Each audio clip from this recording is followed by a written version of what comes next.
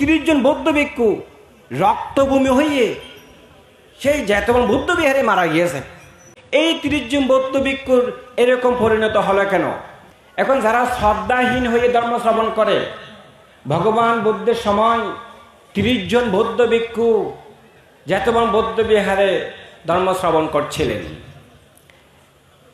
এখন 30 জন বৌদ্ধ ভিক্ষু যখন দেশনা শ্রবণ করছিলেন, অনেক ভিক্ষু আছে আরো, কিন্তু 30 জন বৌদ্ধ ভিক্ষু শ্রদ্ধাহীন হয়ে ধর্ম শ্রবণ যখন করছিল, যেমাত্র ভগবান বৌদ্ধ দেশনা শেষ হলো, সাথে সাথে এই 30 জন বৌদ্ধ ভিক্ষু রক্তভূমি হয়ে সেই জেতবন বৌদ্ধ বিহারে মারা গিয়েছে। এখন ভগবান বুদ্ধকে প্রশ্ন করা হলো, ত্রিলোক পূজ্য মহাকারণিক তথাগত সম্যক সম্পদ গৌতম, আপনার সদ্ধর্ম দেশনা শোনার জন্য এখানে শুধুমাত্র 30 জন বৌদ্ধ ভিক্ষু নয়, অনেক শত শত বৌদ্ধ ভিক্ষু উপস্থিত হয়েছেন। এই 30 জন বৌদ্ধ ভিক্ষুর এরকম পরিণত হলো কেন?